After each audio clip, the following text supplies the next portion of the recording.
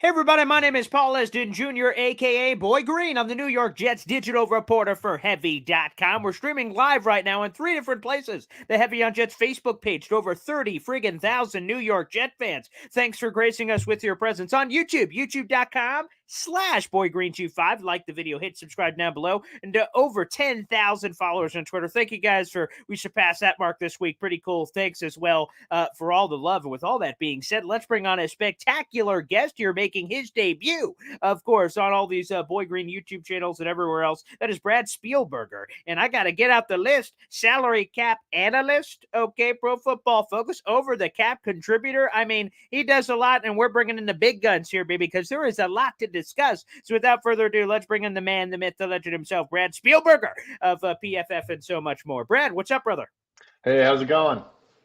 I'm doing great. You know, we were going to do this at a different time, and you DM me and said, man, some work stuff coming out. I'm like, of course, we're flexible. We can make things happen. And then, like I was saying off air, I'm like, all right, now let's turn on the tube. But, NFL Network, Brad Spielberger. So going from NFL Network to the Boy Green channel, there's some steps involved. There's a few notches there, but I appreciate it nonetheless, my friend. Yes. I use the NFL Network as a tune-up to get ready for this show, of course. See, that's my guy. See, that's why this is why this won't be the first and last appearance for Brad Spielberger on the show. First of many, as we say. Well, Brad, let's go to the breaking news, because we chatted and set this up before the news came out that the Jets are hiring Nathaniel Hackett. So that wasn't going to be the reason we brought you on, but since we brought you on about it, and I heard from Robert Saleh earlier today, as part of the media earlier today.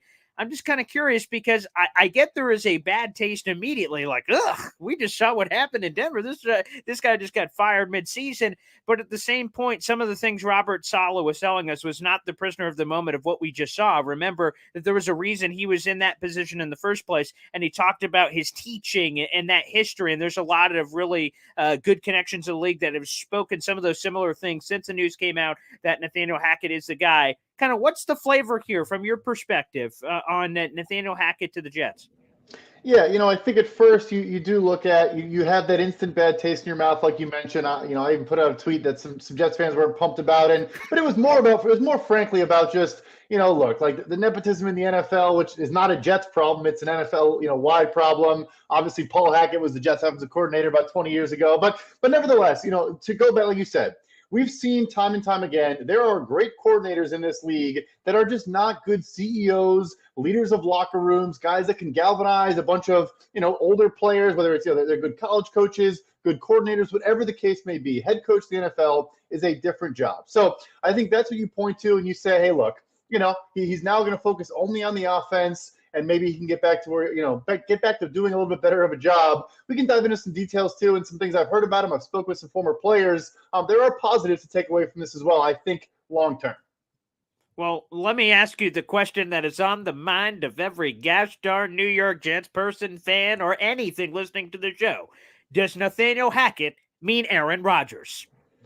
And so here's the thing. So, I think it's very, very possible. I think it's more likely Rodgers is traded this offseason than last offseason. And I get that we heard last offseason, hey, the Broncos hired Hackett so they could maybe get Aaron Rodgers, and that did not come to fruition. But I think this was always kind of the offseason that made more sense with the Rodgers extension. They obviously have a great connection. I also know Rodgers is close with Zach Wilson. They talk on a regular basis. I don't think bringing in Rodgers means they're going to kick Wilson to the curb or trade him somewhere else. I honestly think it's a whole, holistic approach of get Hackett, get Rodgers, and both of those guys can, of course, try to win in the short term, but in the long term, maybe build back up his confidence and see if he can be, the next guy to step in as the heir apparent to Rodgers. And Brad, that is the reason we brought you on the show, because I'm going to be honest. I thought I needed some level of a math degree to understand what the hell was going on with this Aaron Rodgers contract. One day, someone says, oh, absolutely impossible. He can't be moved. Do you see the contract, you dumb idiot? Open a book. I'm like, I'm so sorry. You're absolutely right. And someone else says, no, actually, with the floating option, 100%, he could be traded. I'm like, great. He's coming. Let's go. Let's get the trade. And then we're getting a lot of in between. So, Brad, try to break through all the BS here with your intense cap guru-like knowledge, trying to break it down for us. Is it possible for Aaron Rodgers to be traded, and what does that look like? Because Aaron Rodgers on the Pat McAfee show, and he even kind of opened up saying, hey, I'm willing to move and groove the contract, and maybe that has to happen. So maybe that's a different layer on top of all of this. But what can you tell us on Aaron Rodgers' contract? Because there's a lot of fake hoopla out there, quite frankly, as people are trying to figure this thing out. Yeah, so first I would say, I'm sure most fans know this who follow the cap, but you mentioned overthecap.com where I contribute. For those who don't know, that site was founded by Jason Fitzgerald, who is a diehard Jets fan. So just kind of a plug there. You should use that website if that's what information you're looking for. If no other reason, then it's all built by a Jets fan. But yeah, so the thing there, and even on our website, is kind of confusing, is that as of today, Aaron Rodgers has about a $60 million salary technically on the books, but $58.3 million of that is tied into an option bonus. So if he gets traded, a new team could take that and could exercise the option bonus, which is what Rodgers is referring to on the Pat McAfee show. And it's like a signing bonus. You can push it down the line and spread that money over the cap. From the cash perspective, he gets all the cash right away. But instead of it being a $60 million cap hit in 2023 alone, you would spread that out over the 4 years of his contract, and it would be about $15 million for the 2023 salary cap, which, of course, the Jets can absorb that amount of money. They would have to have the full 60 initially, but then, as soon as he gets on the roster, they would exercise the option bonus, push that money down the line, and then be able to continue to spend around him. So the answer is yes, he is very, very tradable, and it's actually easier to trade him this season than next offseason. So if Green Bay is going to do it, it's going to be now. Oh, well, that sounds juicy. And let me ask this because I'm a dumb animal. What is the difference between cash and cap? Because, again, I think that was another thing when Peter King, for instance, and Peter King's phenomenal, so I want to make that perfectly clear from the get-go. Let's not try to screenshot just a little bit here. But in his piece, he was talking about that $60 million you just referenced, and people went, $60 million in 2026, that can't possibly happen. And then, so if you could just discern that difference of what's the difference between cash and cap, I think that's an important thing there. It's huge, absolutely. So different parts of compensation for the NFL are treated differently on the salary cap itself. So if you have a $10 million salary in a certain year, from both a cash standpoint and a cap standpoint, it's going to be $10 million in cash and $10 million in salary cap hit in that single year. The way teams are able to manipulate that and basically spend more cash in a single year than the cap. For example, the Rams, I want to say, spent $280 million in cash this year, and the cap was $208 million. So what you can do is, when you do signing bonuses or option bonuses or it's called prorated bonus. Basically just means you can spread it out up to 5 years on the salary cap. In equal amounts, you push it down the line. So from the cash standpoint, Rodgers still getting all that money right away. From the cap standpoint, you can split that $58 million option up over the 4 years left on his deal. You could even add a year if you want to split it up over 5 years. And that way, all you get is 1/5 of that amount would hit the 2023 cap. Obviously, 4/5 would hit the next 4 years as well. That is the key distinction and how you can spend more money than the salary cap. So let's answer this Aaron Rodgers thing. Again, we're speaking with Brad gosh darn Spielberger, baby, here on the show as we're trying to dig into all this cap gymnastics and mumbo jumbo as he tries to make it straight. And he's doing a fantastic job doing it. Again, make sure you follow him on Twitter, at that handle, PFF_Brad, and make sure you do so. But as we're talking about this, and it's more so, actually, I don't want to speak to that. Some people have brought it up in the Lamar Jackson sense that this contract he wants would require an owner to put a lot of money in escrow and what that means. First off, can you explain that? And does it have anything to do with what could happen with Aaron Rodgers' contract, or is that a completely different animal as well? Okay, yeah. So what escrow is basically there's a rule in the CBA that teams have to put aside a certain amount of fully guaranteed dollars in future years of a contract. So what that means is, let's say a guy has, a fully guaranteed salary in 2025. You have to take a certain percentage of that. It's not the entire amount, but basically you have to take a percentage of that and put it in escrow where you can't touch it. The owner just puts that cash away. The reason that rule was created was back in the day when, players were missing paychecks and owners couldn't afford to pay them. Like, it made total sense back in the day when the league was a bunch of butchers and firemen getting together to play football. In today's NFL, it's been kept in the CBA as an excuse for owners to not give fully guaranteed contracts to players, or if not fully guaranteed, still more guarantees in later years of the deal. So with Deshaun Watson, The entire deal becoming fully guaranteed means you have to take, I think it's 75% of that entire contract and put it away in escrow. The amount they put away was, I mean, an order of magnitudes more than any other owner has ever put aside for a single contract. So that is not the case with Rodgers, or it's not a concern really here with Rodgers. The Packers are one of a couple franchises that refuse to guarantee money beyond the first year, or for quarterbacks like Rodgers, beyond the second year of a contract. So them, the Steelers, the Bengals, which will be interesting with Joe Burrow, they refuse. They say, we're not guaranteeing any money to you outside of the first year of the deal. For Rodgers, because of that, there is some guarantees beyond 2023, but not an amount that, it complicates matters for the Jets. All right, beautiful. I love that explanation. That makes a lot of sense because, again, there is a lot of these. I call it mumbo jumbo. I imagine it has to sound insulting. I just mean that it's, these words in vernacular that a lot of us just don't understand. So we're just kind of like, I don't know, somebody else figure that out. And then we bring on, I guess, Brad Spielberger to make sense of all of it. And I want taking the cap aside from, and again, I'm sure that's your stereotype, your label that you come in as this capologist, but putting that aside for a second, I want another perspective on Aaron Rodgers because, I'm not a Packers guy, I'm a Jets guy, obviously, but, does Aaron Rodgers still have it left? To me, I see it and I say, oh yes, there are throws that I'm like, oh man, all the issues with the Packers, they have this crappy team and they had this and this and this, and I point to all these things. But I wonder if I'm just making up excuses and just trying to see what I want to see, or do you believe, as a guy who's, again, outside of this Jet circle and Packers circle, objectively, as you look at this, do you still believe Aaron Rodgers has what it takes in the tank? Stephen A. Smith said, man, Rodgers on the Jets means they can win it all. Jet fans are absolutely losing their collective crap over that statement. Is that possible? What do you say? Well, unfortunately, I am in the Chicago Bears circle. I say unfortunately for a couple of reasons, but one of them is the fact that I am very familiar with Aaron Rodgers as a quarterback. I've seen a lot of his best moments, often against my team, beating my team late in games. So, look, I think you have seen. First of all, he wins back-to-back MVPs. He clearly is still one of the elite quarterbacks in the NFL. This year, a bit of a down year, but was dealing with some injuries. The offensive line was literally a different unit every single week. And then the receiving core, you lose maybe the best wide receiver in the NFL, and Devontae Adams, bring in a bunch of rookies that, as the season went on, as chemistry was developed, as those guys got more comfortable in the playbook, you saw some really good production again. So I think those factors had more to do with him having a down year than him losing it. Look, I wouldn't say it's a 4-year solution at quarterback. It might only be a 2-year solution at quarterback. But, as a Bears fan to a Jets fan, 2 years of elite quarterback play, I think we would sign up for that 10 times out of 10. I think he still has a couple years where a defense like that, with those young playmakers, you get healthy on the offensive line with Elijah Vera Tucker, maybe Mekhi Becton, whatever. That situation is the best he's had in a couple years now, and I think they could be a contender pretty much right away. Wow, that sounds sexy. I am in. You mentioned some of those young playmakers, so I ask you this.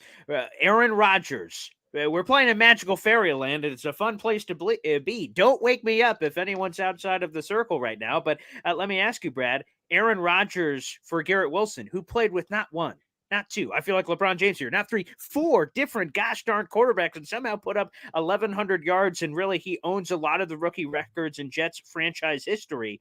What would Aaron Rodgers mean for Garrett Wilson? We're dreaming the impossible dream right now, Brad. He's Aaron Rodgers on the team. Phenomenal. Let's celebrate. But what would that mean in 2023 for Garrett Wilson? How much more do you think he can achieve with someone like Aaron Rodgers at quarterback? A ton more, which is probably a scary thing to say considering he's maybe the offensive rookie of the year. Right. I mean, he was my vote, not an official vote, but he was my pick for offensive rookie of the year. I think he's also a perfect fit for Rodgers, where you're not going to see from a guy like a Zach Wilson, of course, like a trust in a guy to throw it before he's open, anticipatory throws, where, Wilson needed to see a guy get butt naked open and then he's going to throw him the football. Garrett Wilson is so good at creating separation and is always so open, but Rodgers also will know that and won't have to wait for him to do it. He'll throw the ball to a spot and Wilson will just come into that, get the ball, and take off. So I think it's about as good of a pairing as you can have. I like to say Wilson wins early in the shot clock. Like, he's so good at his releases off the line. Of course, he can do other things. He can go deep, all those things as well. But I just love that pairing with Rodgers. When you think about, near the goal line, in the red zone, and third downs, in key situations where you need to have a guy you can trust, to get the ball out quickly, I mean, that pairing could be magical.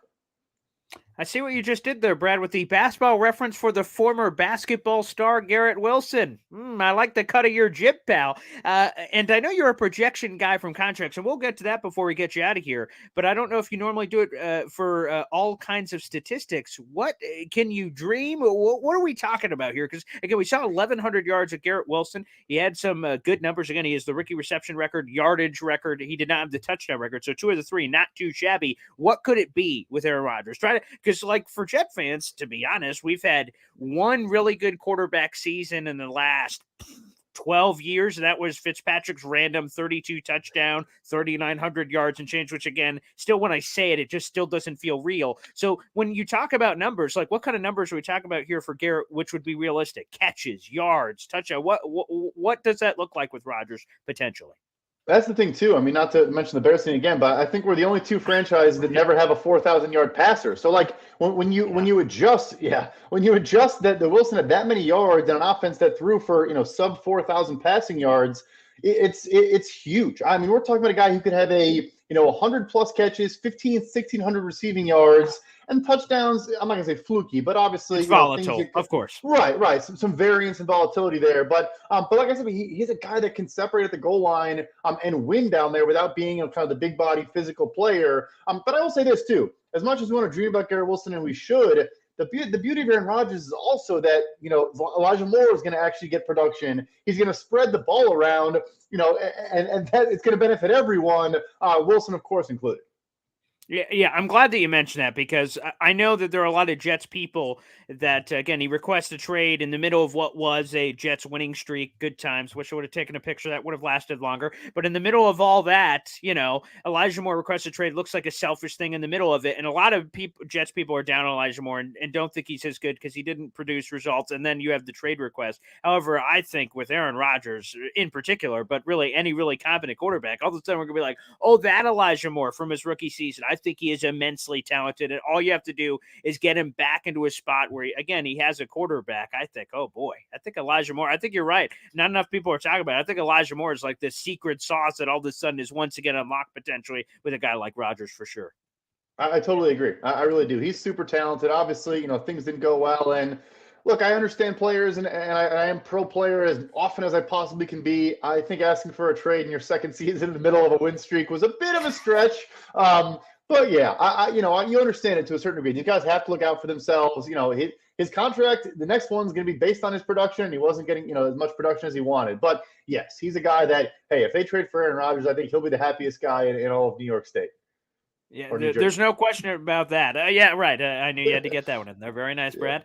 You've been here before. Brad, let's get a couple in here back into some of the contract stuff. And I remember this last offseason. So, again, the last offseason heading into what was this past season, you wrote up this projection for Quinnen Williams and what he could potentially command. I remember, just sharing the story because we aggregate some stuff on Heavy, and I remember going whoa, sign me up right friggin' now. And a lot of different go, seems too much. I'm like, I don't know. You should probably sign him to this right now because I don't know what say he does some of the things we expect. Maybe that money will get crazy. Brad, I don't know if you remember the numbers off the top of your head, but how much money did Quinnen Williams make himself this past season?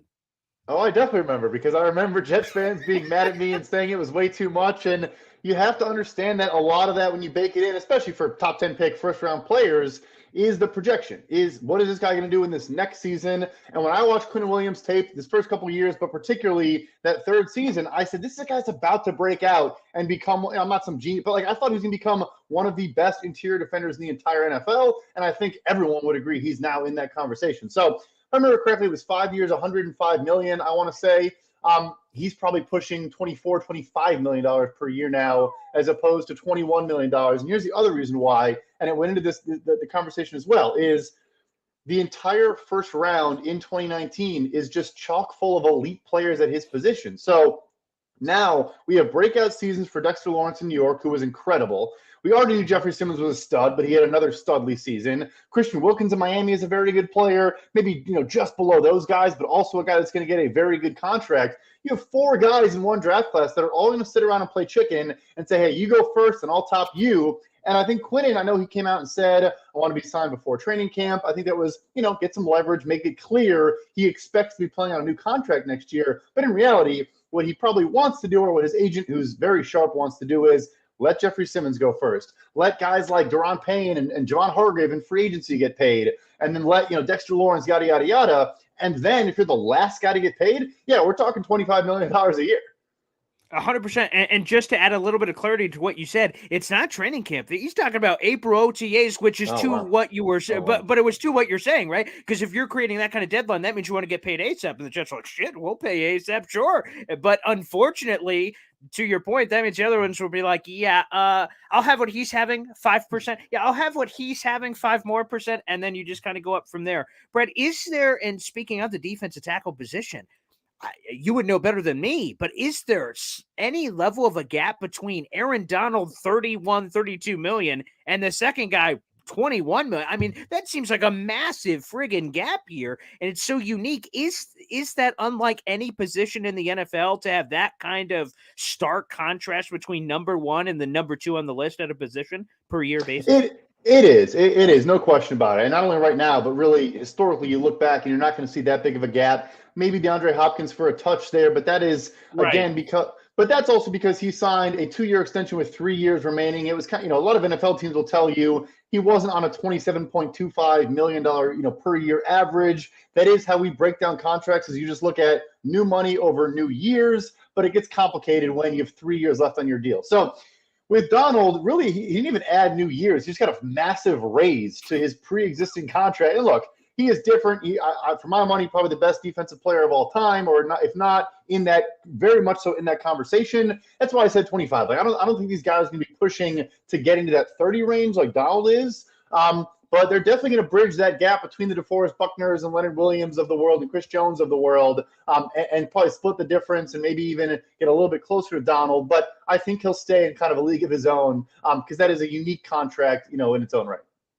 And let me ask you about, I don't know if you have these numbers, but Quinnen's brother, Quincy, who, by the way, when he was first picked up off of waivers for the Jaguars, went, oh, Quinnen's brother. But by the time now, as we're heading into the offseason where he could be paid as an unrestricted free agent, he's no longer Quinnen's brother anymore. He's done a really good job of making his own name for himself with this Robert Saleh scheme. Of course, that's certainly helped. But what about Quincy? I've heard from a few people as I was kind of like talking to some people around the league trying to dig in on Quincy. It sounds like there is a lot of interest in Quincy Williams, especially with the linebacker market, that he could get a really nice paycheck, which may put the Jets in a weird position because it is Quinnen's brother and they're both free.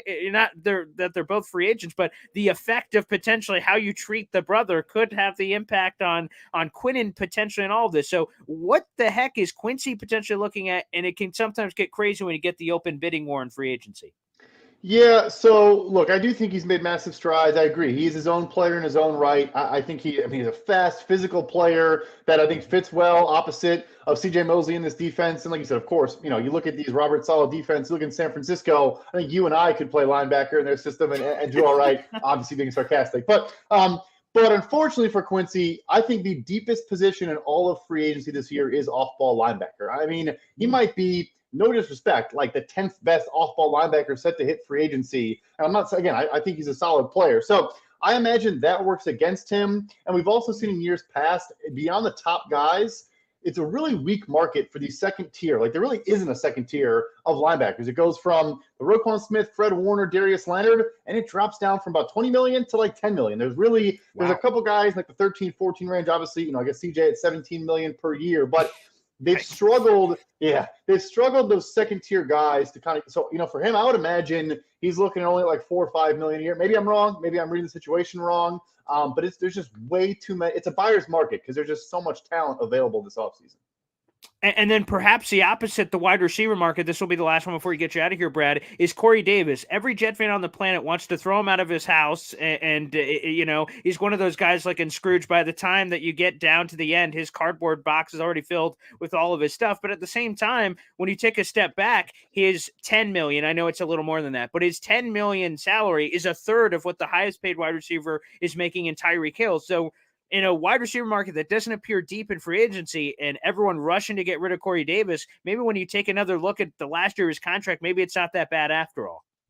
We see it the same way. Yeah. And so the Jets, for a couple reasons, that when they signed that deal with him and a couple other guys, they've been very good at keeping the deals relatively flat. They don't balloon in the later years of the deal. And they did that. They were smart because they had cap space available. Instead of backloading contracts, let's actually take some of the brunt of this earlier on. And that way, guys aren't obvious cap casualties, aren't obvious cap casualties. Basically guys you cut because they're not playing up to the level of their contract. Look, I think you could argue that is the case with Corey Davis, but I think you nailed it in that you're not getting, he might be one of the top guys on the market if you do cut him, because there really is just a lack of talent. So I think that works in his favor. I wouldn't be surprised either way, but at least me personally, I think Joe Douglas has done a phenomenal job too of, even when they had a ton of cap space, he doesn't care. If you're not playing up to your standard, Jamison Crowder, an example, some other players, either take a pay cut or we're going to cut you. We're not just going to give you money because we happen to have a lot of space. So maybe that is where, they approach him for a pay cut or something like that. But I would, personally, I would keep him around. I think he's a solid number 2 or number 3. Got to stay healthy, of course. But yeah, the market is bleak at that position.